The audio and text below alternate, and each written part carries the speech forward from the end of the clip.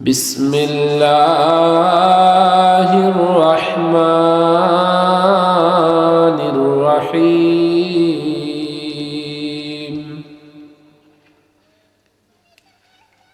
إنما المؤمنون الذين إذا ذكر الله وجلت قلوبهم وإذا تليت عليهم آياته زادتهم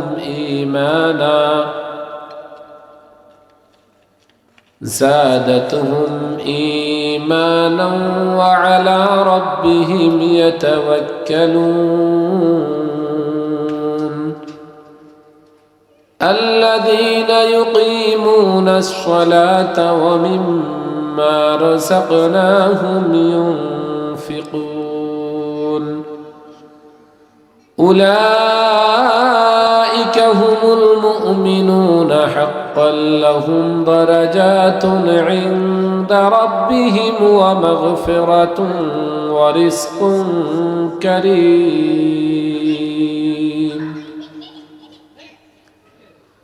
صدقت يا رب العالمين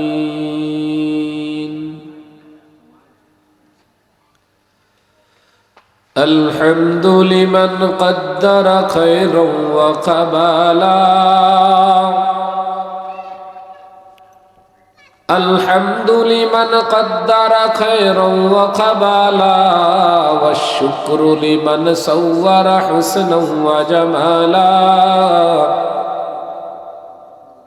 الشكر لمن صور حسنا وجمالا فرد صمد عن صفة الخلق بري فرد صمد عن صفة الخلق بري رب أزلي خلق الخلق كمالا رب أزلي خلق الخلق كمالا لا شبه ولا مثل ولا كفو لمولى لا شبه ولا مثل ولا كفو لمولى لا والد لا ولد ولا عم وخالا لا ضد ولا ند ولا حد لمولى الآن كما كان ولم يلق زوالا الآن كما كان ولم يلق زوالا لا مثل لمن صور مثلا ونذيرا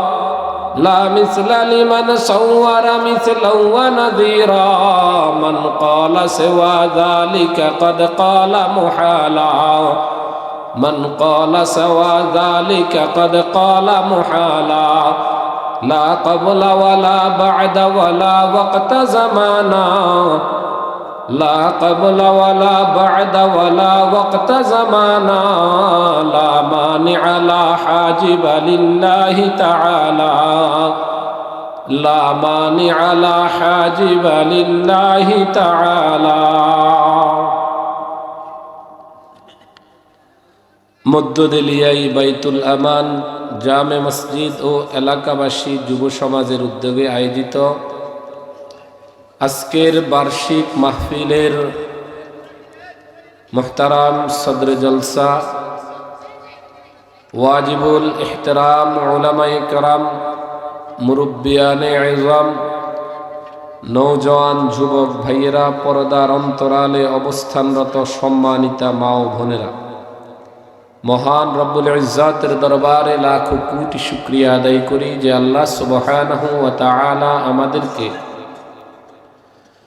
একটি দ্বীনি মাহফিলের আয়োজন করার কোরআন হাদিসের আলোচনা করার এবং শ্রবণ করার লক্ষ্যে এই জান্নাতি বাগান এই মজলিসে সমবেত হওয়ার তৌফিক দান করেছেন সেই মালিকের দরগাহে শুকরিয়া আদায় করি আলহামদুলিল্লাহ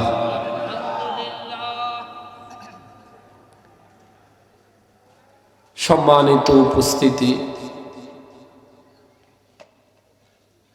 আমি আপনাদের সম্মুখে কোরআনুল কারীমের সূরাতুল আনফালের প্রথম দিক থেকে কয়েকটি আয়াত তেলাওয়াত করেছি। আয়াতে করিমাতে রব্বুল ইজ্জত ফার্স্ট ক্লাসের মুমিন, প্রকৃত মুমিন, কামেল তবকার মুমিন কারা, তাদের গুণাবলী আলোচনা করেছেন এবং উক্ত গুণগুলো অর্জনকারী ব্যক্তিকে আল্লাহ ইমানদার এবং মুমিন হওয়ার সার্টিফিকেট প্রদান করেছেন। আর উক্ত গুণগুলো অর্জন করে প্রকৃত মুমিন হওয়া বান্দাকে আল্লাহ তাআলা পুরস্কার কি দিবেন সেটিও ঘোষণা করেছেন। আয়াতের সারমর্মে আল্লাহ সুবহানাহু ওয়া তাআলা প্রকৃত ঈমানদারকে 5টি গুণ অর্জনের নির্দেশ দিয়েছেন। 5 গুণ অর্জনকারী মুমিনকে 3টা পুরস্কার দেওয়ার ঘোষণা করেছেন। যে আলোচনাটা করা হবে উক্ত আলোচনায় বর্ণিত 5 গুণ যদি আমাদের ভিতরে থাকে তো আলহামদুলিল্লাহ, মৃত্যু পর্যন্ত সেই 5 গুণ ধরে রেখে প্রকৃত ঈমানদার হয়ে কবরে যাওয়ার ফিকির করব। আর যদি ওই 5 গুণের কোনো একটা গুণও আমাদের ভিতর না থাকে, সেই গুণটা আজকের পর থেকে জীবনে গ্রহণ করে আগামী জীবন পরিচালনা করার চেষ্টা করব তো ইনশাআল্লাহ। দেখেন, কোরআন হাদিসের এই আলোচনাগুলা করা হয় কেন? মাহফিলের প্রয়োজনীয়তাটা কি? ওয়াজের জরুরত হইল আপনার জীবনে আপনি এমন বহু ওয়াজ শুনবেন যে ওয়াজ আপনারও মুখস্থ আছে। বলনেওয়ালা যিনি, বক্তা যিনি, ওনার সামনের শ্রোতাগণের মধ্যে অবস্থা হয় কেউ এমন যিনি এই আলোচনাটা আগেও শুনেছেন অথবা ওনার জানা আছে। আর এমন এক শ্রেণী আছেন যেনারা এই আলোচনা আগে শুনেন নাই, এই বিষয়ে ওনার ওয়াকিফ হাল নয়, জানে না। যেই লোকটা জানে তাকে আবার দ্বিতীয়বার আল্লাহর কোরআন তার সামনে আলোচনা করার দ্বারায় তার আমলের আগ্রহ জাগ্রত হয়। আর যেই লোকটা জানে না, সে না জানা বিষয়টা জানার পরে তার আমলের আগ্রহ সৃষ্টি হয়। এই কারণে আল্লাহ সুবহানাহু ওয়া তাআলা কোরআনুল কারীমে ইরশাদ করেন, ফাযাক্কির ফাইন্নাদ যিকরা তানফাউল মুমিনিন। ও নবী, আপনি কোরআনের আলোচনা করুন, কেননা কোরআনের আলোচনা বারবার আলোচনা হওয়ার দ্বারা ঈমানদাররা লাভবান হয়।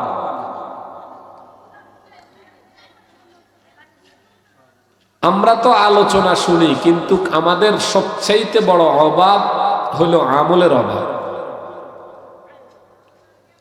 জরুরত হইল বেশি আমলের, আমলের বড় ঘাটতি, আমলের বড় ভীষণ অভাব। আমি পর্দার অন্তরালের মা বোনদেরকে লক্ষ্য করে বলবো, যাবতীয় কাজ রেখে আজকে একাগ্রতার সাথে আল্লাহর কোরআনের যে আলোচনাগুলো হয় আমলের নিয়তে এগুলো শুনুন, আমল করার ফিকির জাগ্রত করুন। জীবনটা আমরা শেষ করে দিচ্ছি, আখিরাত বিমুখ জীবন আর কতদিন কাটান? তাই আমলের নিয়তে কোরআন হাদিসের কথা শুনতে হবে। মাহফিল আপনারা যারা আসছেন অন্তরের কান দ্বারায় শুনবেন, খুব মনোযোগ দিয়া, আর আল্লাহর কাছে বলবেন, আল্লাহ আমাকে আমল করার তৌফিক দেন মাওলা। আল্লাহ তৌফিক দিলে আপনি আমল করতে পারবেন, নসেত সম্ভব না। ই সাআদাত বজুরে বাজুয়ে নিস, ই সাআদাত বজুরে বাজুয়ে নিস, তানা বখশাদ খোদায়ে বখশিন্দায়ে। আল্লাহর কলি কয়, আমল করা, দ্বীনের উপর চলা, আল্লাহর বিধান মোতাবেক জীবনটা চালানো, আখিরাতের ফিকির নিয়ে দুনিয়ার হায়াত কাটানো, এটা রবের অনুগ্রহার দয়া। এই সাআদাত বজুরে বাজুয়ে নিস, এটা আমার আপনার কারো বাহু বলে সম্ভব না। দ্বীনের যেই কোনো কাজ আল্লাহ আপনার উপর দয়া করলে আপনার দ্বারা সম্ভব হবে। যেমন দেখেন, আপনাদের এই মাহফিলটা হোক, এই এলাকার সবাই চায় না? চাইছে দেখেই তো এত সুন্দর ইন্তজাম করছে। কিন্তু মাহফিল হোক এটা যারা চাইছে, এরা সবাই কি আজকের মাহফিলে বয়ান শুনতে পারবে? এদের মধ্যে টাকা দিছে, মাহফিলে সহযোগিতা করছে, এরপরেও দোকানে বসে আজকের সময়টা শেষ করবে, এরকম লোকের সংখ্যা আছে না? না, এটা ভাগ্যের ব্যাপার। তাই যারা এসেছেন অন্তরের কান লাগাইয়া শুনুন। আল্লামা জালালউদ্দিন রুমি রাহিমাহুল্লাহ বলেন, দেখো কোরআন হাদিসের কথা তো মানুষ মাটির কান দিয়া শুনে, যার কারণে হেদায়েত নসিব হয় না, আমল করা সম্ভব হয় না। এই যে জুমার বয়ান হয়, বছরে 52 জুমায় বয়ান হয়, জীবনে কতবার সুদের বিরুদ্ধে বয়ান শুনলেন, সুদ ছাড়তে পারলেন না। ঘুষের বিরুদ্ধে বয়ান শুনলেন, ঘুষ ছাড়তে পারলেন না। হারাম খাওয়া নিষেধ হওয়ার বয়ান শুনলেন, কিন্তু হারাম ছাড়তে পারলেন না। বেফরদার জিন্দেগি, লানতের জিন্দেগি, কত বয়ান জীবনে শুনলেন, পর্দার উপর উঠতে পারলেন না। বয়ান তো শুনলেন, ওই যে মাটির কান দিয়া শুনি, কান সুখের জন্য শুনি। কোন হুজুরের বয়ান ভালো লাগে, বা বড় চমৎকার কণ্ঠ, সুন্দর বয়ান করছে। কোরআন হাদিসের কথা কে বলছে ব্যক্তি নির্ণয় না করে যেই কথাগুলো বলছে এগুলো মনে ধারণ করুন। আল্লামা জালালউদ্দিন রুমি রাহিমাহুল্লাহ বলেন, দুনিয়ার মানুষ কোরআন হাদিসের কথা মাটির কান দিয়া শুনিও না, কোরআন হাদিসের কথা অন্তরের কান লাগাইয়া শোনো। কেননা মাটির যে দুটা কান মানুষের মাথার দুই পাশে আল্লাহ ফিট করে দিছেন, এরকম দুই কান আল্লাহ গরুরও দিছেন, ছাগলরাও দিছেন, ভেড়া বকরিরে দিছেন, মুরগিরে দিছেন। আশরাফুল মাখলুকাতকে আল্লাহ অন্তর দিয়েছেন অনুধাবন করে, অন্তরের কান দিয়ে শুনতে, যা আর কাউরে দেয় না। আল্লাহর আশিক কয়, এসখুন আজ গোশে দিল বায়াত শানুদ, এসখুন আজ গোশে দিল বায়াত শানুদ, গোশে গেল ই জানাদার দেহিছে সুদ, গোশে গেল বা জুমলা হায়ওয়ান হামদমাস্ত, গোশে দিল মখসুস নসলে আদমাস্ত, গোশে দিল মখসুস নসলে আদমাস। কহে দুনিয়ার মানুষ, কোরআন হাদিসের কথা অন্তরের কান দ্বারায় শুনো, মাটির কান দ্বারা নয়। কোরআন হাদিসের কথা যদি মাটির কান দ্বারায় শুনো, এক কান দিয়ে শুনবে আর এক কান দিয়ে বেরিয়ে যাবে, আমল করা ভাগ্যে জুটবে না। কেন? অন্তরের কান লাগাইয়া শুনবেন তো ইনশাআল্লাহ। বলতে চাইছি, আল্লাহ তাআলা প্রকৃত ঈমানদারকে 5টা গুণ অর্জন করার নির্দেশ দিয়া 3টা পুরস্কারের এলান করছেন। কয়টা পুরস্কার? পুরস্কারের কথাটা আগে বলি। পুরস্কারের কথা আগে বললে আমরা তো লাভ ছাড়া কোনো কাজ করতে রাজি, লাভ ছাড়া কেউ কাজ করতে রাজি হয়? আল্লাহ তাআলা বলেন, যদি 5 গুণ অর্জন করতে পারো, সর্বপ্রথম আল্লাহ তারে ঈমানদারের সার্টিফিকেট দিতেছেন, উলাইকা হুমুল মুমিনুনা হাক্কান। আল্লাহ বলেন, 5 গুণ অর্জনকারী ব্যক্তির ব্যাপারে আমি ঘোষণা দিলাম, সে হলো আমার প্রকৃত ঈমানদার। সার্টিফিকেট দিয়ে দিছে। লাহুম দারাজাতুন ইনদা রাব্বিহিম ওয়া মাগফিরাতুন ওয়া রিজকুন কারীম। রব বলেন আমি ইমানদারকে প্রকৃত ইমানদারের সার্টিফিকেট দিয়া তারে 3টা পুরস্কারে ভূষিত করব। 1 নাম্বার লাহুম দারাজাতুন ইনদা রাব্বিহিম, রবের কাছে তার মর্যাদা বৃদ্ধি পেতে থাকবে। মর্যাদা কার কাছে বাড়লে দাম? আমরা তো দুনিয়ার মানুষের মর্যাদার আশা করি। দুনিয়ার মর্যাদা কৃত্রিম। এই দুনিয়ার মর্যাদার পিছনে বিভোর হইয়া আমরা বেউকুফ। এই জন্য এই দুনিয়ার পিছনে আমরা পাগল হইয়া গেছি। দুনিয়াতে আজ যেই মন্ত্রীকে প্রোটেকশন দেওয়ার জন্য সামনে পিছনে 2-4-10 গাড়ি পুলিশ থাকে, আগামীকাল তার হাতে আবার ওই পুলিশরাই হাত কড়া পড়া। এটা কৃত্রিম সম্মান, এটা বিলকিবাজি।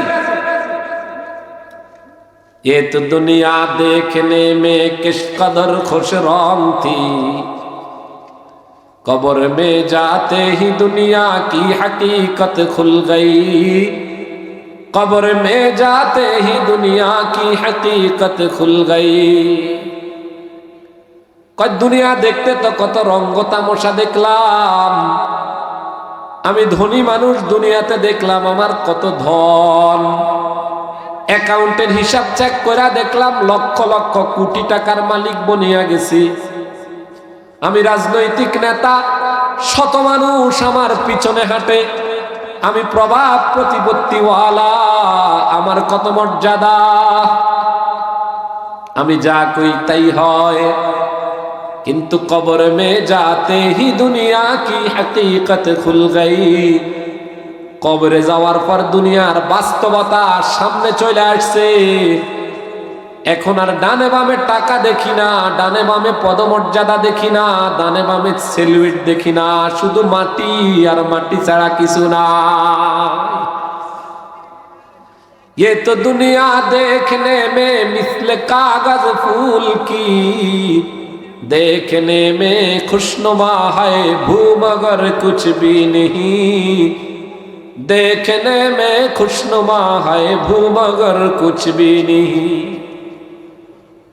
কাগজ দ্বারায় ফুল বানায়, আছে না এরকম? দেখতে কত সুন্দর, মঞ্চ সাজানোর জন্য কাগজের ফুল কত সুন্দর চমৎকার দেখা, কিন্তু নাকের কাছে নিলে কোনো গ্রান নাই।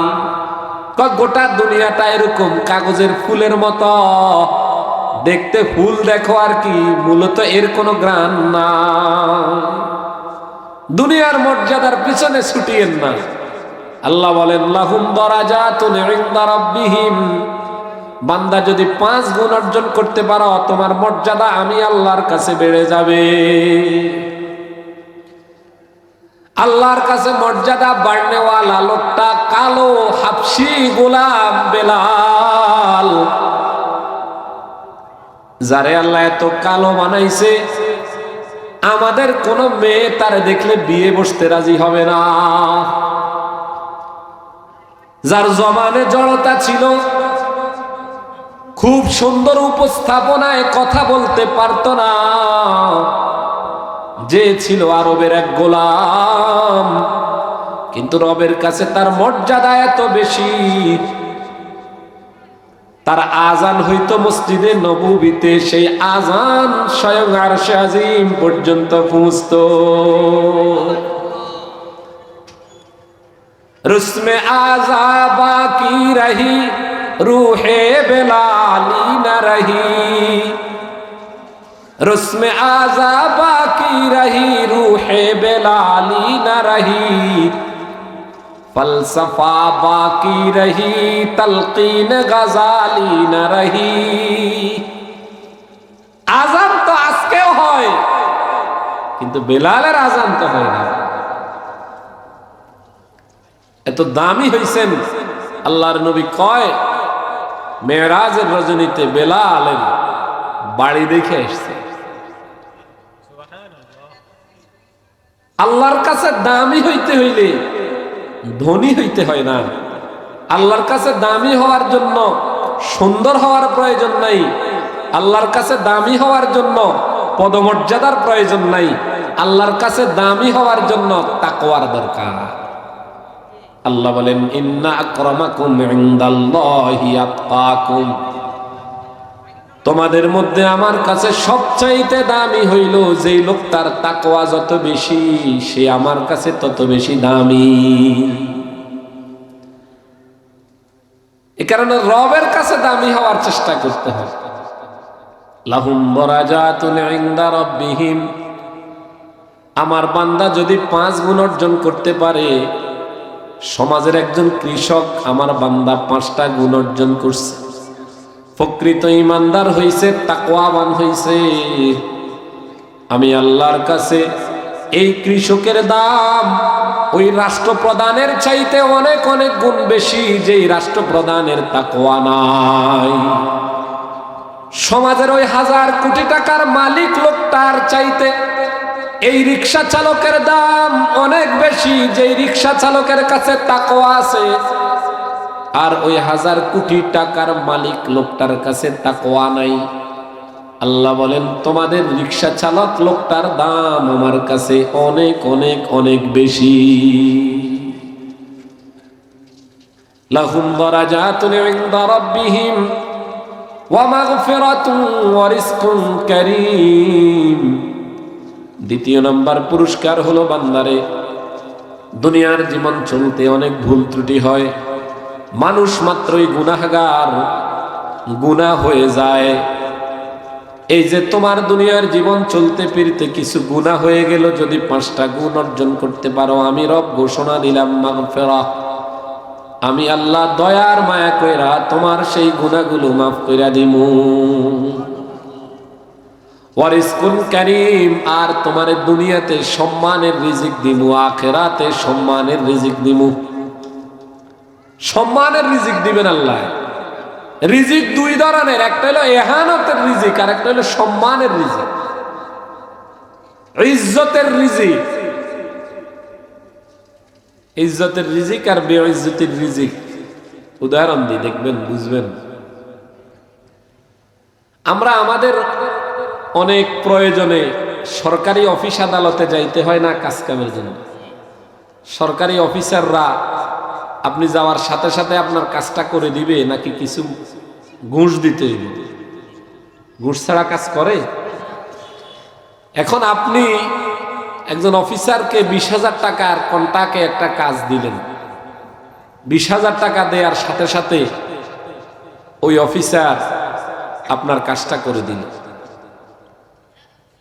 আপনি কাজ পাইয়া আইসা 2 রাকাত নামাজ পড়ে দোয়া করতেছেন, আল্লাহ এত ভালো অফিসার 20,000 টাকা দিয়া আমার কাজটা করে দিছে, আল্লাহ আপনি ওনারে নেখায়াত দান করেন।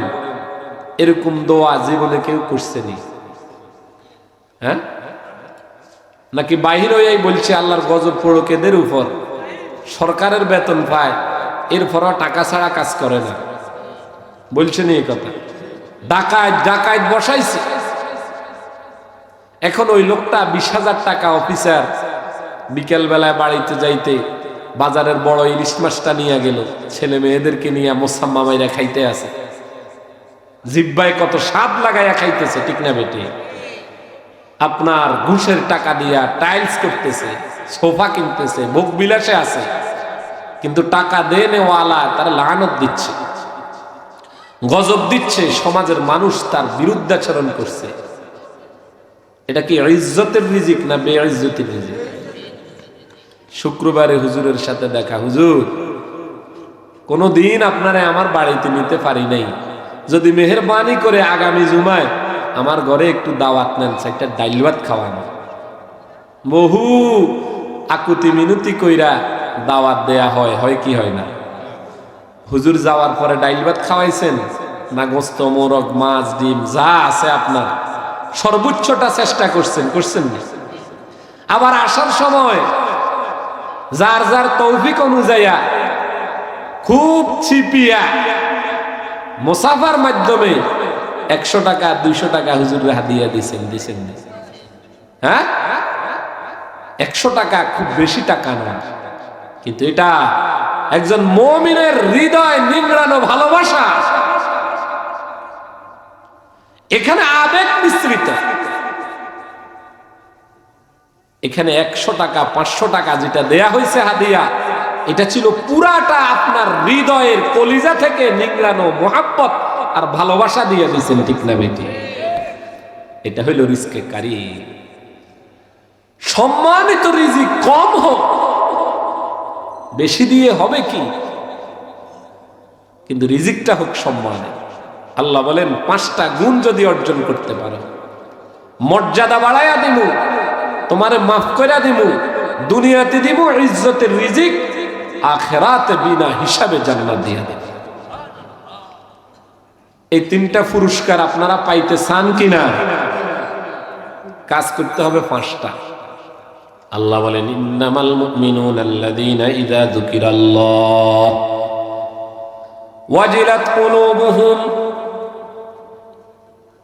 1 নাম্বার হইল রব্বুল আলামিন বলেন প্রকৃত ঈমানদার ওই লোকটা, প্রকৃত কামেল তবকার ঈমানদার ওই লোকটা, যে লোকটার সামনে আল্লাহর আলোচনা করা হলে তার অন্তর আল্লাহর বড়ত্বের ভয়ে কেঁপে উঠে।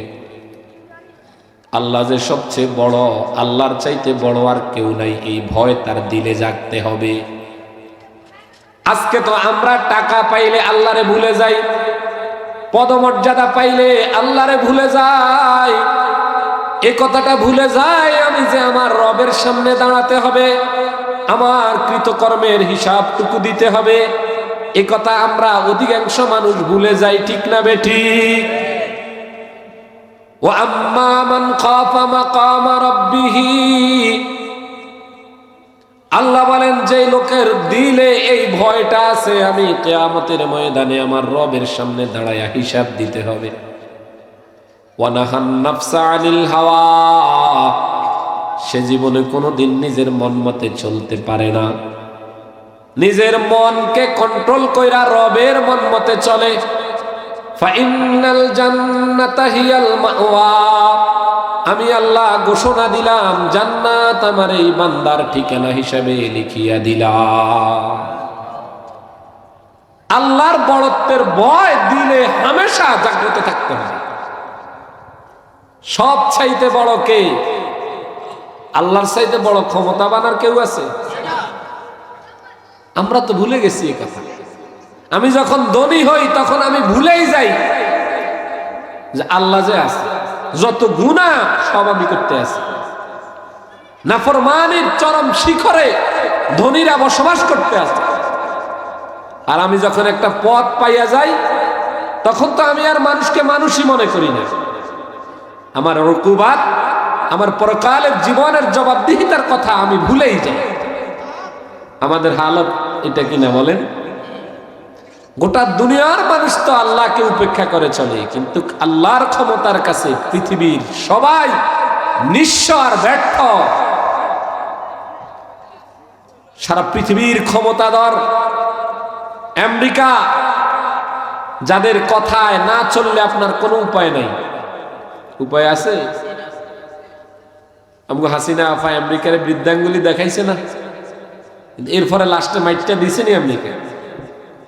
গোটা পৃথিবীর ক্ষমতাধর আমেরিকা, আমেরিকারে বাদ দিয়ে আপনি কিছু চিন্তা করতে পারবেন না। আর আমেরিকার আল্লাহ কি করছে জানেন? ক্যালিফোর্নিয়ার নাম শুনছেন নি? রানিং মাসের 7 তারিখে ক্যালিফোর্নিয়ার লস অ্যাঞ্জেলেস তাদের একটা শহর, দাবানলের আগুন জ্বলছে। 10,000 বর্গ কিলোমিটারের এই শহর প্রায় 5-7 হাজার পুড়ে 12 তারিখের রিপোর্ট হলো ছাই হয়ে গেছে। এত ক্ষমতাধর যারা পৃথিবীর ওই প্রান্ত থেকে বাংলাদেশ কন্ট্রোল করে, তার দেশের আগুনটা কন্ট্রোল করতে পারে না। কাদেরে কুদরত দারি हर चखाद आकुनी कादरे कुदरत दारी हर चखाद आकुनी मुर्दारा जिंदा कुनी ओ जिंदारा बेजा कुनी।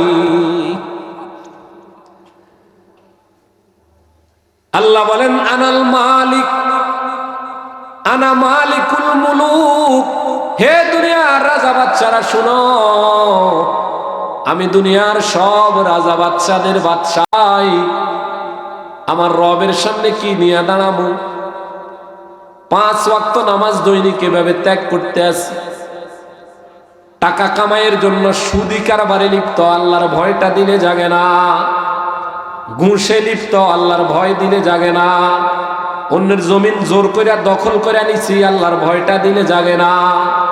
বোনের হকটা মাইরা দিছি, আল্লাহর ভয় দিলে জাগে না। আরেকজন থেকে মুদি দোকানের টাকা খাইয়া এখন টাকা মাইরা দিছি, আল্লাহর ভয় দিলে জাগে না।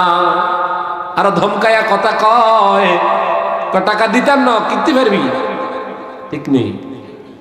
ভয় রাখবেন আল্লাহ। দুনিয়ার মানুষকে আপনি ভয় করেন না, এটা খুব বীরত্বের কথা না? প্রত্যেক জালেমকে আল্লাহর সামনে দাঁড়াতে হবে। গুনাহ করে নিজের উপর জুলুম করে নেওয়ালাও রবের সামনে দাঁড়াবে, অন্যের উপর জুলুম করে নেওয়ালাও রবের সামনে দাঁড়াবে। এই কারণে আল্লাহ বলেন, ইন্নামাল মুমিনুনা আল্লাযীনা ইযা যুকিরাল্লাহু ওয়াজিলাত কুলুবুহুম। ইমানদার তোমাদের মধ্যে প্রকৃত মুমিন তো ওই ব্যক্তি, যেই ব্যক্তির সামনে আমি আল্লাহর বড়ত্বের কথা আলোচনা করা হইলে তার ভয়ে, তার অন্তরটা আমি আল্লাহর ভয়ে কেঁপে উঠে। আমাদেরকে যদি মুখে জিজ্ঞাসা করা হয়, ভাই আল্লাহকে ভয় করেন কিনা, আমরা হাত তুলে সবাই বলবো আমরা আল্লাহকে ভয় করি, কিন্তু আমার কৃতকর্মে প্রমাণ করে আমি যে আল্লাহরে ভয় করি না। আমি যখন জবানে গালিটা দিচ্ছি তখন আল্লাহর ভয়টা কোথায়? আমি যখন সিগারেটটা টান দিচ্ছি তখন আল্লাহর ভয়টা কোথায়? আমি মদের গ্লাসে যখন চুমুক খাচ্ছি তখন আল্লাহর ভয়টা কোথায়? আমি যখন সুদ ঘুষের কারবারে নিমজ্জিত তখন আল্লাহর ভয় কোথায়? আমি যখন বেপরদার জিন্দেগি চলছি তখন আল্লাহর ভয় কোথায়? আমি যখন গাফলতের জীবন যাপন করছি তখন আল্লাহর ভয়টা কোথায়? ইসলাম ফকত নামে সে কুছ ফজল नहीं है। মুখে বলার দ্বারা কোনো লাভ হবে না। আল্লাহর ভয়টা কেমন?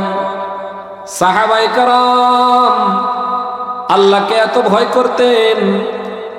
এক সাহাবী হযরতে আবু বকর সিদ্দিক রাদিয়াল্লাহু তাআলা আনহু, তার নাম চিনেননি? নাম শুনছেননি? আহা, না জানি কোন সময় এমন এক জামানা আসে আমাদের মুসলমানের ছেলেরা এই আবু বকর সিদ্দিক রাদিয়াল্লাহু তাআলা আনহুর নামটা পর্যন্ত ভুলে যায় কিনা।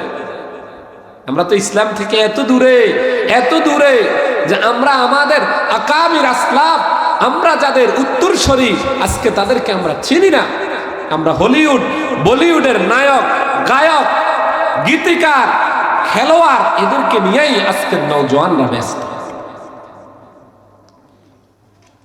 সিদ্দিক আকবর রাদিয়াল্লাহু তাআলা আনহু দুনিয়াতে জান্নাতের সার্টিফিকেট পাইছে। আল্লাহর নবী বলছেন, আবু বকরুন ফিল জান্নাহ। আবু বকর জান্নাতি সাহাবী।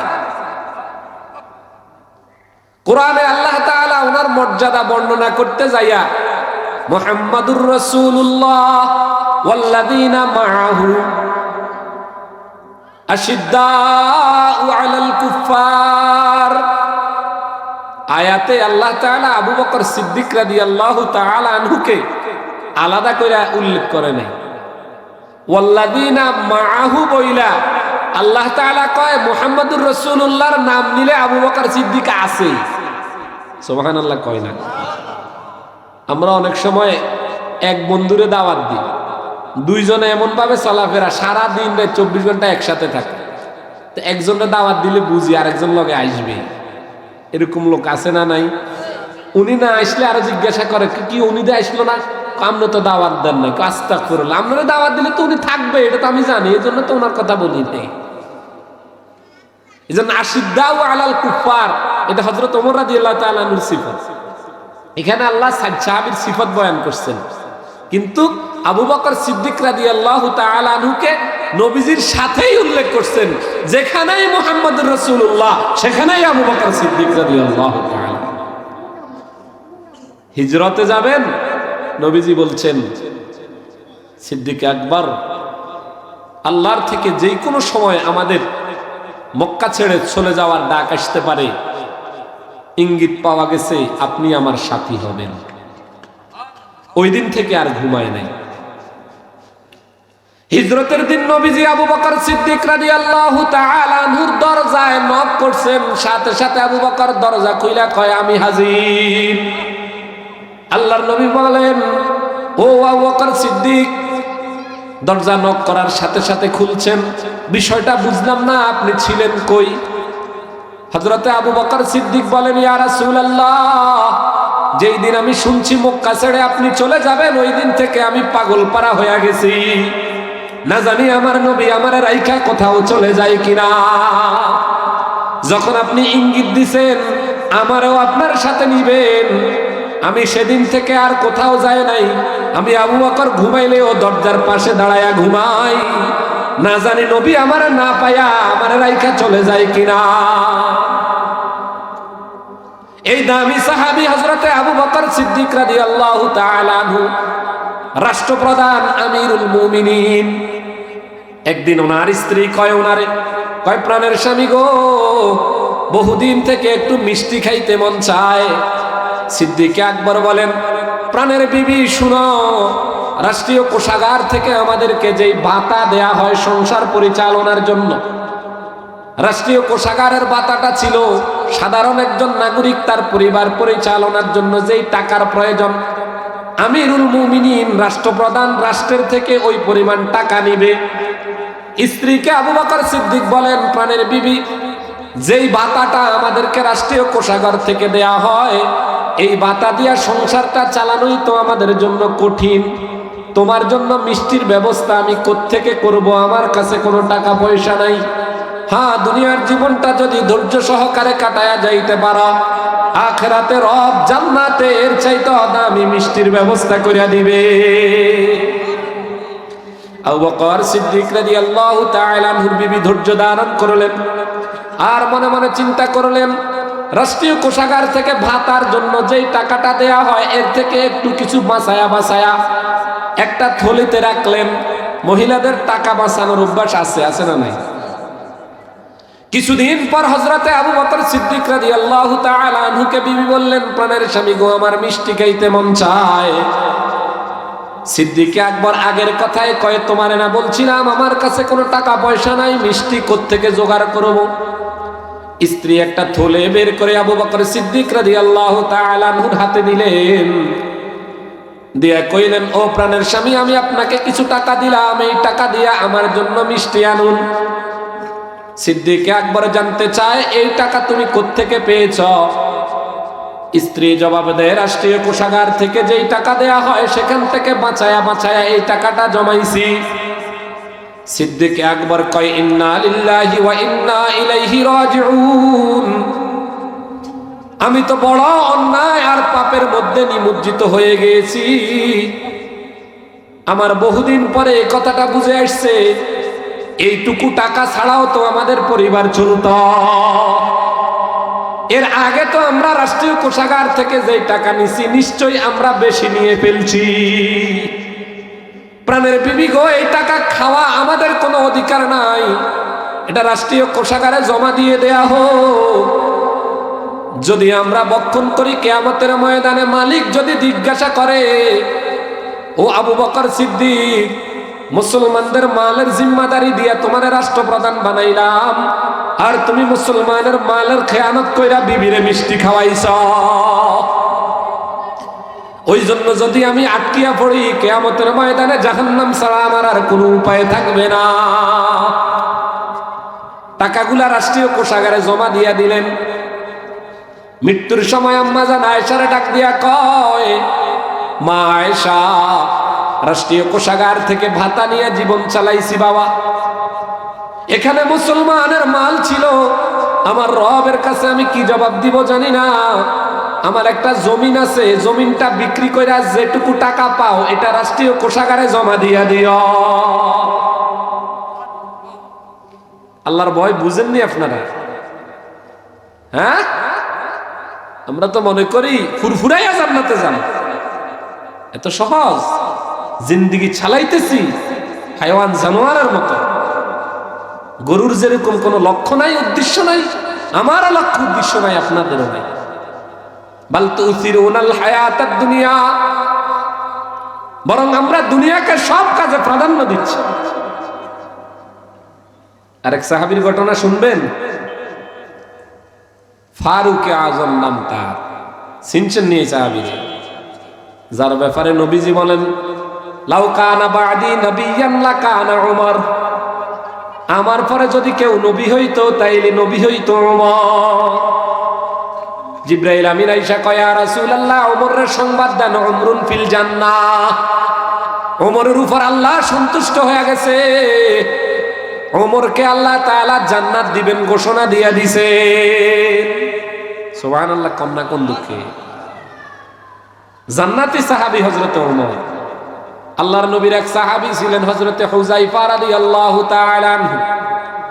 ওই হুযায়ফা রাদিয়াল্লাহু তাআলা আনহুর কাছে আল্লাহর নবীর একটা গোপন লিস্ট ছিল। গোপন লিস্টটা হইল নবীজি সাল্লাল্লাহু আলাইহি ওয়াসাল্লামকে জিবরাইল আমিন আয়েশা একদিন মুনাফিকদের লিস্ট দিবেন যে হে রাসূল, আপনার অমুক অমুক অমুক অমুক এরা মুনাফিক। এরা কি? এরা মৃত্যুবরণ করলে এদের জানাজায় যাবেন না, এদেরকে মাফ করা হবে না, এদের ঈমান নসিব হবে না, এরা মৃত্যুর সাথে সাথে জাহান্নামে যাবে। লিস্ট দিয়ে দিছে। নবীজি সাল্লাল্লাহু আলাইহি ওয়াসাল্লাম লিস্টটা পাইয়া হযরতে হুযায়ফা রাদিয়াল্লাহু তাআলা আনহুকে ডাক দিয়া কইল, হুযায়ফা, তোমারে একটা লিস্ট দিমু, এই লিস্টটা তোমার কাছে আমানত থাকবে, এই লিস্ট কারো কাছে প্রকাশ করা যাবে না, এদের মধ্যে যারা মরে যাবে আমারে সংবাদ দিও, আমরা এদের জানাজায় যাব না, এরা মুনাফিক। হযরত হুযায়ফা লিস্ট রাখছেন, ওই দিক দিয়া সাহাবায়ে কেরাম পাগল পারা হয়ে গেছে, সবার মনে ভয়, না জানি হুযায়ফার লিস্টে আমার নামটা আছে কিনা। নবীর সাহাবী হযরতে ওমর রাদিয়াল্লাহু তাআলা আনহু মৃত্যুশয্যা অবস্থায় ওনার সন্তান হযরতে আব্দুল্লাহ ইবনে ওমরকে ডাক দিয়া কয়, বাবা, মনে হয় আমার জীবনের শেষ মুহূর্ত, আর দুনিয়ার কোনো আশা নাই, একটা মাত্র আকাঙ্ক্ষা। সন্তান বলে, বাবা, আপনার আকাঙ্ক্ষার কথাটা বলুন, আমরা পূরণ করার চেষ্টা করব। বলে, আমার জীবনের শেষ ইচ্ছা হইল আমার রাসূল আর আবু বকর সিদ্দিক রাদিয়াল্লাহু তাআলা আনহু উভয়জনের কবরের পাশে আমার দাফনটা যেন হয়। কিন্তু আব্দুল্লাহ রে, আমি শুনছি ওই পাশে কবরে আম্মাজান আয়েশা নিজে শাহিত হইতে চায়। আম্মাজান আয়েশার কাছে যায়া আমি ওমরের সালাম কইও, আমি যে আমিরুল মুমিনিন, খবরদার এই কথা কইও না যে আমিরুল মুমিনিন সালাম পৌঁছাইছে, বলবা ওমর ইবনুল খাত্তাব আপনার কাছে সালাম পৌঁছাইছে। আম্মাজান আয়েশা হলো আমাদের উম্মুল মুমিনিন, মুমিনদের মা। আম্মাজান আয়েশারে যায় কইও, আপনার সন্তান ওমর আপনার কাছে সালাম পৌঁছাইছে, আর একটা আরজি করছে, আপনি যদি অনুমতি দেন নবী আর আবু বকর সিদ্দিকের পাশে তার দাফনটা যেন হয়। হযরতে আব্দুল্লাহ ইবনে ওমর রাদিয়াল্লাহু তাআলা আনহু আম্মাজান আয়েশার কাছে যায় ওমর ইবনুল খাত্তাবের সালাম পৌঁছাইলো, আরজ করলেন, আম্মাজান গো, হযরত ওমরের জীবনের শেষ ইচ্ছা নবী আর সিদ্দিক আকবরের পাশে তার যেন দাফনটা হয়। আম্মাজান আয়েশা জবাবে দেয়, আমার তো ইচ্ছা ছিল আমি আমার রাসূল আর আমার আবু বকর সিদ্দিক আমার বাবা, ওনাদের পাশে আমার দাফন হবে, কিন্তু ওমরের আরজির কারণে আমি আমার থেকে ওমরকে প্রাধান্য দিলাম। যাও ওমর রাদিয়াল্লাহু তাআলা আনহুকে বলে দাও তার মৃত্যুর পর তার দাফনটা নবী এবং আবু বকর রাদিয়াল্লাহু তাআলা আনহুর পাশেই হবে। আব্দুল্লাহ ইবনে ওমর যায়াত সংবাদ দিলেন, আব্বাজান, আম্মাজান আয়েশা রাজি হয়ে গেছে, আপনার দাফন কার্য হবে জান্নাতুল বাকিতে নবী এবং সিদ্দিক আকবরের পাশে। হযরতে ওমর রাদিয়াল্লাহু তাআলা আনহু কইল, হুযায়ফারে ডাক দাও। যেই হুযায়ফার কাছে মুনাফিকদের লিস্ট আছে, হুযায়ফারে ডাক দিল, কয়, ভাই হুযায়ফারে, আমি তো মনে হয় আর বেশি দিন নাই রে ভাই, তোমার কাছে আমার বড় জানতে ইচ্ছে হয়, তোমার কাছে যে আমার নবী লিস্ট দিছে, আমি ওমরের নাম সেই লিস্টে আছে কিনা আমার একটু জানা। হযরত হুযায়ফা কান্দে, হুযায়ফা কথা কয় না, চোখের পানি ঝরঝর করে পড়ে। হায় হায় ওমর কি কয় রে। ওমর আল্লাহর নবীর জান্নাতি সাহাবী, আমিরুল মুমিনিন, এত দামি সাহাবী, যার সন্তুষ্টির কথা আল্লাহর কোরআন বর্ণনা করে। ওমর আমার কাছে কি জানতে চায়? ওমর বারবার কয়, হুযায়ফা আমার একটু জানাও না ভাই, না জানি কিয়ামতের ময়দানে মুনাফিক হইয়া রবের সামনে দাঁড়াইতে হয় কিনা। হযরত হুযায়ফা চুপ করে থাইকা একটা কথা উত্তর দিলেন যে আমি কারো নাম প্রকাশ করতে পারবো না, তবে আমি আপনাকে এতটুকু কথা বলি, ওই লিস্টে আপনার নামটা না। হযরত ওমর রাদিয়াল্লাহু তাআলা আনহু ছেলে আব্দুল্লাহ ইবনে ওমররে ডাক দিয়া কয়, আব্দুল্লাহ, এরে এখনো আমার ভয়টা কাটে নাই। আমি যখন মারা যাব, আমি মারা গেলে আমার জানাজাতে খোঁজ নিও হুযায়ফা আমার জানাজাতে আসছে কিনা। যদি হুযায়ফা আমার জানাজা পড়ে, তাইলে আম্মা জান আয়েশা থেকে আমার অনুমতি নিয়ে আমারে নবী আর সিদ্দিক আকবরের পাশে আমারে দাফন দিও। আর যদি দেখো হুযায়ফা আমার জানাজাতে আসে নাই, তখন আমি ওমরের কোনো অধিকার নাই নবীজির পাশে আর সিদ্দিক আকবরের পাশে শায়িত হওয়ার। হুযায়ফা আমার জানাজাতে না আসা মানি আমার নামটা মুনাফিকদের লিস্টে আছে। সাধারণ মুসলমানের কবরস্থানে আমি ওমররে দাফন করে দিও। আল্লাহর ভয় বুঝেন? আমরা কোন ভয় নিয়ে আছি? মুখে ভয়ের কথা বলি। আল্লাহ বলেন, ইন্নামাল মুমিনুনা আল্লাযীনা ইযা যুকিরাল্লাহ ওয়াজিলাত কুলুবুহুম। প্রকৃত ঈমানদার ওই ব্যক্তি যার সামনে রবের কথা বললে তার অন্তর রবের ভয়ে কেঁপে উঠে। দুইজনে ঝগড়া লাগলে যখন আমরা কই আল্লাহরে ভয় করো, আমরা তিরস্কার করি। কেউ যদি কয় টাকা এখন দিবা না, তো কিয়ামতের ময়দানে দিতে হবে, আমরা খুশি হয়ে যাই, ভাই তুই তো আমরা লম্বা সময় দিছ। ভাই ছেলে মনে করেন সবকিছুকে, আখিরাতের জীবনকে খামখেয়ালি মনে করেন। আল্লাহর ভয় দিলে জাগায়া জীবন চালায়। একটা আমলও যেন না ছুটে, ফিকির রাখেন। আল্লাহ আমাদেরকে সবাইকে আল্লাহর বড়ত্বের ভয় দিলে জাগাইয়া জীবন চালানোর তৌফিক দান করেন বলি আমিন। ভয় করব কাকে? আমরা ছোট নিস্তেনাবুদ ধনী হয়ে আল্লাহরে ভুলে যাইয়েন না। বাদশাহ হারুনুর রশিদের নাম শুনছেন? অর্ধজাহানের খলিফা ছিলেন।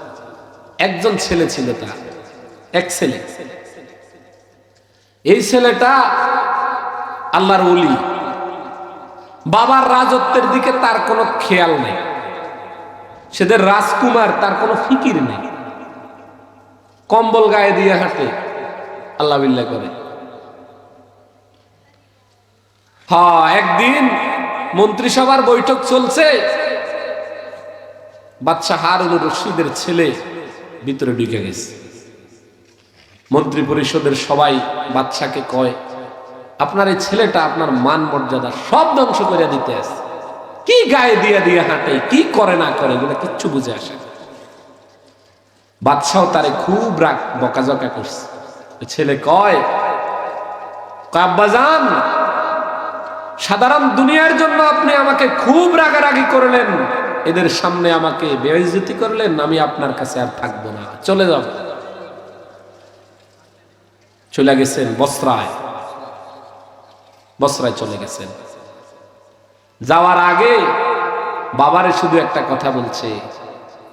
ওই মন্ত্রিসভার এক কর্নারে একটা পাখি, এই ছেলেটা পাখিটারে কয়, হে পাখি আমার হাতে আয়। হাতে আসছে, কয় যা ওইখানে যাইয়া বস।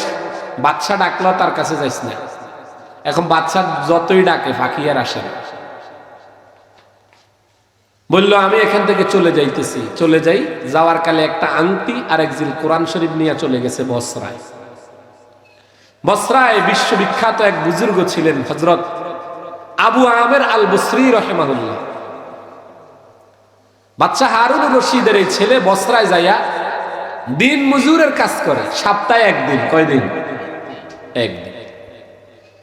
এক দিনার আরেক দিনারের 6 ভাগের 1 ভাগ তার মজুরি, এটা দিয়া তার পুরো সপ্তাহ চলে, আবার সপ্তাহে একদিন কাজ করে।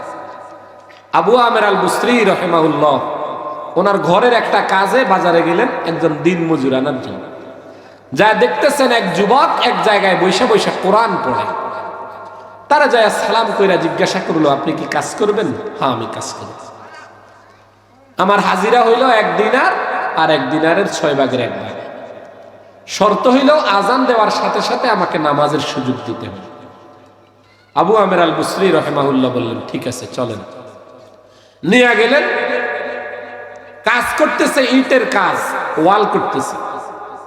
একদিন কাজ করার পর বিকালে আবু আমের যায়া দেখে এই লোকটা যা কাজ করছে 10 জনের কাজ একলাই করে ফেলছে।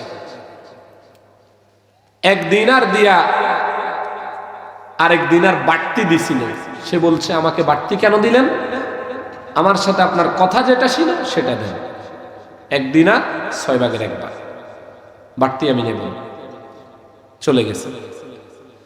আবু আমের আল বসরি দ্বিতীয় দিন আবার গেলেন তাকে খোঁজ করতে। লোকেরা বলছে উনি আজকে নাই, সে সপ্তাহে 1 দিন কাজ করে, আপনি আগামী সপ্তাহের এই দিনে আসেন। ওই সপ্তাহের ওই দিনে যাইয়া তাকে আবার কাজের জন্য আনছে। আবু আমের আল বসরি রহিমাহুল্লাহর মাথায় চিন্তা আসলো, একলা এত কাজ কেমনে করে? দূর থেকে দেখতেছে সে ইটটা মাটি থেকে ওয়ালে উঠাইতেছে আর ইট অটোমেটিক ওয়ালে লাগতে আছে। কাজ শেষ, তাকে অতিরিক্ত কিছু বকশিশ দিবে, সে গ্রহণ করে না, চলে গেছে। ওনার মনে আসলো, হাই হাই রে, আমি আল্লাহর কোন এক অলির দ্বারা আমার ঘরের কাজ করাইছি, এটা তো বেয়াদবি হয়েছে। যায় তারা খোঁজ করতেছে, তিনি ওইখানে নাই। এক লোক বলল, তিনি তো এখানে থাকে না, তিনি পাহাড়ের একটা জায়গায় থাকে, জঙ্গলে, উনি অসুস্থ, এটা শুনছি। আবু আমের আল বসরি বললাম, আমাকে তার কাছে নিয়ে চলেন। নিয়ে গেল ওনার কাছে। যাওয়ার পর দেখলো বাদশাহ হারুন রশিদের ছেলে খুব অসুস্থ। তা আবু আমের আল বসরি রহিমাহুল্লাহ বসে তার কোলে বাদশাহ হারুন রশিদের ছেলের মাথাটা রাখল। রাইখা জিজ্ঞাসা করতেছে, কেমন আছেন আপনি? তো সে আবু আমের আল বসরিরে কয়, আমি যদি মরে যাই, আমার গায়ের যে পোশাক আছে এটা দিয়ে আমার দাফন দিয়ে, এর চাইতে দামি কোনো পোশাক আমার প্রয়োজন নেই। এটা দিয়ে তো আমি জীবন চালাইছি, এটা দিয়ে আমি আমার আখিরাতের জীবন চলবে। আর আমি তোমারে কিছু নসিহত করতেছি, আমার নসিহতটা শুনিয়ে। কয়া সাহিবাইয়া লা তাগতার বিতানাগুমিন। বাদশা হারুন রশিদের ছেলে আবু আমের আল বসরি রাহিমাহুল্লাহকে নসিহত করতেছে, ইয়া সাহিবাইয়া লা তাগতার বিতানাগুমিন ফাল উমরু ইয়ানফাযু ওয়ান নাঈমু ইয়াজুলু ইযা হামালতা ইলাল কুবুরি জানাজাতান ফা'লাম ফাইন্নাকা বা'দাহু মাহমুলু ফা'লাম ফাইন্নাকা বা'দাহু মাহমুলু। কয়া সাহিবাইয়া, হে আমার সাথী বন্ধুরে, লা তাগতার বিতানাউমিন, মাল দৌলতের ধোকায় তুমি পড়া যাইও না। মাল আর ধন দৌলত পাইয়া যখন তুমি ধনী হইবা, তখন তুমি এই ধনের পিছনে মত্ত হইয়া ধোকায় পড়া যাইও না। কেননা মনে রাখো, ফাল উমরু ইয়ানফাযু, তোমার হায়াত শেষ হয়ে যাবে, হায়াত চলতে থাকবে। ওয়ান নাঈমু ইয়াজুলু, আল্লাহ দেয়া যে ধন দৌলত তোমার আছে এগুলাও একদিন শেষ হয়ে যাবে। ধন পাইয়া আল্লাহরে ভুলে যাইতেছি আমরা, কয় ধনী হইয়া আল্লাহরে ভুলে যাইও না, হায়াতও শেষ হবে, ধন দৌলতও শেষ হবে। ইযা হামালতা ইলাল কুবুরি জানাজাতান, কয় বন্ধুরে, জীবনতে কত জানাজা তুমিও পড়ো, কত জানাজার দাফন কাফনে তুমিও শরীক ছিলা। কয় যখন কবরের দিকে কোনো খাট নিয়ে যাবে, তখন মনের এই কথা বলিও, ফাইন্নাকা বা'দাহু মাহমুলু, এর পরের এই খাটের মাদফুন, এই খাটের জানাজার মাইয়েত তুমি হইতে পারো। আজকে আমরা যে যত বড় ধনী সে তত বড় নাফরমান। টাকাওয়ালারে তো ইমানের কথা বলাই যায় না। টাকাওয়ালারে কি ইমাম সাহেব বয়ান করতে পারে? তার টাকাই তো তাকে অন্ধ করে দিছে, গুরুরের মধ্যে পড়ে গেছে। ওমা হাযিহিল হায়াতুদ দুনিয়া ইল্লা মাতাউল গুরুর। আল্লাহ বলেন, এ দুনিয়ার হায়াতটা সামান্য মাতা, এটা গুরুর ধোঁকা। মাতা কারে কয় জানেন? আমার সময় কম, ওই দিকে যাচ্ছি না। মাতা হইল নুড়া, বুঝেননি? আরো সহজ হইল, আমগো মা বোনেরা ওই যে ফাতিল ধরার জন্য একটা নেকড়া ব্যবহার করেনি, এইটা মাতা। এটা বিশাল তাফসীর আছে। মাতা, এই গোটা দুনিয়া হইলো একটা মাতা। এই দুনিয়ার কোনো দাম আছে আল্লাহর কাছে? আল্লাহর নবী বলেন, এই পৃথিবীর নেয়ামত দেখে পাগল হয়ে গেছো? আরে এটা তো আল্লাহর রাজত্বের সামনে মাছের ডানা পরিমাণও কোনো মূল্য নাই। তাহলে আল্লাহর ভয় থাকবে দিলে, ধনী হবেন আল্লাহর ভয় জাগাবেন, শিক্ষিত হবেন আল্লাহর ভয় জাগাবেন। যত নেয়ামত পাইতে আছেন, সুম্মা লাতুসআলুন্না ইয়াউমাইযিন আনিন নাঈম, প্রত্যেক নেয়ামতের হিসাব কিয়ামতের দিন দিতে হবে। ভালো একটা জামা পরতেছি, এই জামার হিসাব দিতে হবে। ভালো একটু খাচ্ছি, এটা নেয়ামতে, খাওয়ার হিসাব দিতে হবে। সুস্থ আছি, তো সুস্থতার হিসাব দিতে হবে। ভালো একজন স্ত্রী পাইছেন, এই স্ত্রী, এটা নেয়ামত, হিসাব দিতে হবে। আপনার সন্তান আপনার কথা শুনে, এটা নেয়ামত, হিসাব দিতে হবে। সুম্মা লাতুসআলুন্না ইয়াউমাইযিন আনিন নাঈম। আল্লাহ বলেন, অবশ্যই অবশ্যই প্রত্যেক নেয়ামতের হিসাব তোমাদের থেকে নেব। তাহলে এক নাম্বার ইমানদারের প্রথম কাজ, কার ভয় দিলে রাখা? আল্লাহ বলেন দ্বিতীয় নাম্বার, ওয়াইযা তুলিয়াত আলাইহিম আয়াতুহু যাদাতুহুম ঈমানা। ইমানদার দুনিয়ার গাফলতে পড়া মাঝে মাঝে রবরে ভুলে যায়, দুনিয়ার ব্যস্ততায় পড়া রবের মুহাব্বত দিল থেকে কমে যায়, আল্লাহর কথা স্মরণ থেকে ছুটে যায়। কিন্তু যখন তার সামনে ইদা তুলিয়াত আলাইহিম আয়াতুহু, আল্লাহর নিদর্শনাবলীর আলোচনা করা হয়, যাদাতুহুম ঈমানা, তখন তার ঈমান বেড়ে যায়। আল্লাহর কত নিদর্শন আমার আপনার সামনে আছে। আয়নার সামনে দাঁড়ায়া দেখেন কত সুন্দর অবয়বার চেহারা দিয়া মালিক আমারে আপনারে বানাইলো।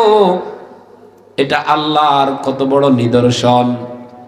আসমানের দিকে তাকায়া দেখেন রে ভাই, পৃথিবীর যেখানে যাবেন এই আসমান দেখা যায়, একটাও খুঁটি নাই। 10 ফুট বাই 10 ফুট একটা কামরা করতে গেলে আমাদের 4টা খুঁটি লাগে, 5টা খুঁটি লাগে। মালিক এই পৃথিবীর উপর আসমান স্থাপন করলেন বিনা খুঁটিতে। একটা পাথরের টুকরা মাটিতে পানিতে নিক্ষেপ করলে ডুবে কি ডুবে না? 1 কেজি একটা মাটির টুকরা পানিতে নিক্ষেপ করলে ডুববে কিনা বলেন? কিন্তু টনকে টন ওজনের সেই জাহাজটা পানির উপর দিয়া চলে, ডুবে না। ওমিন আয়াতিহিল জাওয়ারি ফিল বাহরি কাল আ'লাম। আল্লাহ বলেন, পানির উপর দিয়া সেই পাহাড়ের মতো বড় বড় জাহাজগুলো যে চলতে আছে, এই জাহাজগুলো তোমাদের কুদরতে চলে না, এটা আমি আল্লাহর নিদর্শন। বলতে পারেন হুজুর, জাহাজ তো বানানোওয়ালা বৈজ্ঞানিক বানাইছে এমন ভাবে যাতে পানির উপর চলে, তো টাইটানিকটা ডুবলো কেন? টাইটানিক বানানোওয়ালা কি এই জন্য বানাইছে যে এটা ডুবে যাক? মাঝে মাঝে ডুবে কি ডুবে না জাহাজগুলো? এই ডুবে কেন জানেন? আল্লাহ পৃথিবীকে 2 পদ্ধতিতে চালায়। এক হইল আল্লাহর কুদরত, আরেকটা হইল আল্লাহর নিজামত। আল্লাহর পরিচালনা পদ্ধতি হইল, দুনিয়াতে পানির উপর জাহাজ চলবে, পৃথিবীর ওই প্রান্ত থেকে এই প্রান্তে মাল আসতে হবে, না এলে দুনিয়া চলবে না। মাঝে মাঝে ডুবায়া দেয়, এটা আল্লাহর কুদরত। আল্লাহ দেখায়, ও বৈজ্ঞানিকরা, তোমাদের বাহুবলে জাহাজ চলে, এটা মনে কইরো না।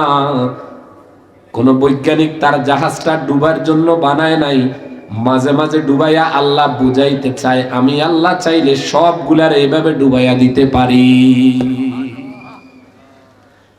আল্লাহর কত নিদর্শন! তিনি তো সেই আল্লাহ যিনি আমি আপনি জমিনে বীজটা বপন করার পরে ওই বীজকে পরিচর্যা কইরা গাছ বানায়। নারিকেল গাছের ডাবের ভিতরে মিষ্টি পানিটা দিল কে? কবি ইকবাল কয়ে, पालता है बीच को मट्टी की तारीकी में कौन, पालता है बीच को मिट्टी की तारीकी में कौन कौन दरियाओं की मिशन के जोरे बोलें मौसमों को किसने सिखलाई है खोए इनकिलाब জানুয়ারি মাসে শীত আসতে হবে এই জানুয়ারিরে শিখাইলো কে কথা কোন জুন মাসে গরম হবে শিখাইলো কে किसने सिखलाई है मौसमों को किसने सिखलाई है खोए इनकिलाब এই মৌসুমের পরিবর্তনটা সময়ের কে কইয়া দিল এখন শীত পড়বে এখন গরম পড়বে এখন বর্ষাকাল হবে এখন শীত কম থাকবে এখন শীত বেশি থাকবে বসন্ত শিখাইলো কে সময়টারে শীত শিখাইলো কে সময়টারে কিসনে সিখলাই है मौसमों को किसने सिखलाई है खोए इनकिलाब বাদাম তো ছিঁড়ে ছিঁড়ে খাইতে আসি বাদামের উপরের এই ইনটেক প্যাকেজিংটা করলো কে किसने वर्दी मोतियों से खोशाए गंदम की जेब किसने वर्दी मोतियों से खोशाए गंदम की जेब চাউলটা আমার আপনার কাছে আসতেছে চাউলের উপরে ওই ধানের প্রলেপটা লাগাইলো কে খাকিয়ে কিসকি है किसका है ये नूरे आफताब জমিনে যে লাফালাফি করতেছ জমিন তোমার বলে ঝগড়া করতেছ আমার আমার বলে কত মারামারি কত কাটাকাটি ঠিক না বেটা কবি ইকবাল কয় খাকিয়ে কিসকি হায় কিসকা হায় ও নূরে আফতাব আসমানে যে সূর্য উঠে সূর্য যদি না উঠে আর দিন চোখে দেখবে না দিনটা বানায়া সূর্য উঠায়া আলোকিত করতেছেন তিনি কে খাকিয়ে কিসকি হায় এই জমিন কার তাহলে আল্লাহর নিদর্শন যখন আলোচনা করা হয় ঈমানদারদের ঈমান আর রবের প্রতি বেড়ে যায় ওয়াইযা তুলিয়াত আলাইহিম আয়াতুহু যাদাতুহুম ঈমানা রব্বুল আলামিন বলেন ঈমানদারের ঈমান বৃদ্ধি পেয়ে যায় প্রকৃত ঈমানদার যারা আমার নিদর্শন যখন তার সামনে আলোচনা করা হয় ওয়ালা রাব্বিহিম ইয়াতাওয়াক্কালুন এবং সে সব সময় আমি রবের উপর ভরসা কইরা জীবন চালায় ওয়াল্লাযীনা ইউকিমুনাস সালাত এবং আমার বান্দা নামাজ কায়েম করে 5 ওয়াক্ত নামাজ পড়ে ভাই হাতে পায়ে ধরে বলি মেহেরবানি করে আজকের পর থেকে কেউ এক ওয়াক্ত নামাজও ছাইড়েন না আরে যে লোকটা নামাজ পড়ে না তার চাইতে হতভাগা কপাল পোড়া কেউ হইতে পারে না রবকে যে সেজদা দেয় না তার চাইতে হতভাগা কেউ হতে পারে না এই হায়াতের এমন বহুদিন গেছে যেই দিন আপনি নামাজ পড়ছেন ওই দিনটাও আপনার থেকে চলে গেছে কিন্তু জবাবদিহিতা থেকে বেঁচে গেলেন আর যেই দিন নামাজ পড়েন নাই ওই দিনটাও চলে গেছে জবাবদিহিতাটা কিয়ামতের ময়দানে রেখে দিয়েছেন মেহেরবানি করে নামাজ ছাড়বো না তো ইনশাআল্লাহ অমিম্মা রাযাকনাহুম ইউনফিকুন 5 নম্বর গুণ হইল আল্লাহর দেয়া রিজিক থেকে আল্লাহর রাস্তায় খরচ করা যারে আল্লাহ যা দিছে আল্লাহর রাস্তায় কিছু খরচ করার মানসিকতা তৈরি করবেন 5টা গুণ বললাম 1 নাম্বার আল্লাহর বড়ত্বের ভয়ে দিল কেঁপে ওঠা 2 নাম্বার আল্লাহর নিদর্শনে ঈমান বেড়ে যাওয়া 3 নাম্বার সর্বদাই আল্লাহর উপর ভরসা করে জীবন চালানো 4 নাম্বার 5 ওয়াক্ত নামাজ কায়েম করা 5 নাম্বার আল্লাহর দেয়া রিজিক থেকে আল্লাহর রাস্তায় খরচ করা আল্লাহ বলেন এই 5 গুণ যার ভিতরে আছে উলাইকা হুমুল মুমিনুনা হাক্কা সেই প্রকৃত ঈমানদার লাহুম দারাজাতুন ইনদা রাব্বিহিম আমার কাছে তার মর্যাদা বৃদ্ধি পেতেই থাকবে ওয়া মাগফিরাতুন তার দুনিয়ার জীবনের ভুলভ্রান্তিগুলো আমি maaf করে দিব ওয়ারিজকুন কারীম আর তার দুনিয়াতেও সম্মানের রিজিক দিব আখিরাতেও সম্মানের রিজিক দেব আল্লাহ সুবহানাহু ওয়া তাআলা আমাদেরকে 5 গুণ অর্জন করে প্রকৃত ঈমানদার হইয়া 3টা পুরস্কার পাওয়ার তৌফিক দান করুন ওয়া মা আলাইনা ইল্লাল বালাগ আসসালামু আলাইকুম ওয়া রাহমাতুল্লাহ